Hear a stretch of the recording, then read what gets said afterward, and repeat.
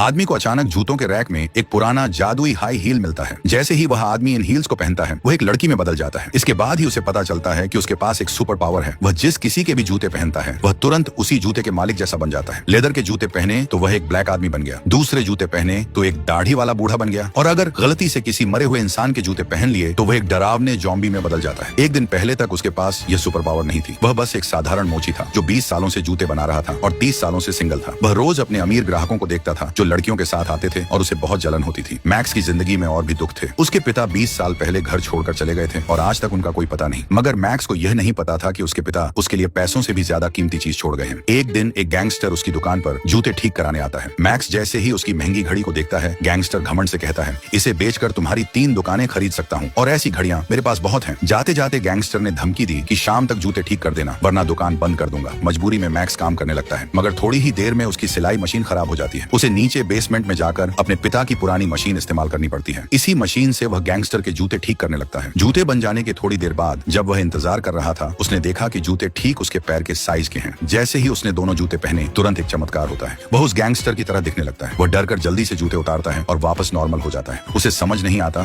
कि यह कैसे हुआ। क्या उसने कोई भूत देखा? हिम्मत करके वह दोबारा जूते पहनता है और फिर से बदल जाता है। वह शीशे में देखता है कि गैंगस्टर के सोने के दांत भी ठीक उसके मुंह में आ गए हैं। जल्द ही मैक्स को राज पता चलता है। जिस किसी जूते को उस जादुई मशीन से सिला जाता है उसे पहनने पर वह जूते के मालिक का रूप ले सकता है। यह पता लगते ही मैक्स दुकान से और भी जूते उठाता है और उन्हें उस मशीन से सिलने लगता है। अब उसकी जिंदगी रंगीन हो गई थी। वह अलग अलग ग्राहकों के जूते पहनकर उनका रूप लेने लगा। एक ब्लैक आदमी के जूते पहनकर वह रेस्टोरेंट में गया और बिना पैसे दिए वहां से भाग गया। मगर ये सब तो छोटी मोटी शरारतें थीं। रात में खुश होकर वह सोचने लगता है कि वह इस सुपर पावर से और क्या कर सकता है। दिन में जब मैक्स ने अपने एक ग्राहक की सुपर मॉडल गर्लफ्रेंड को देखा तो उसके दिमाग में एक नया आइडिया आया। उसी रात मैक्स उस लड़के के जूते पहनकर उसकी गर्लफ्रेंड के घर में घुस जाता है और उस समय वह नहा रही थी।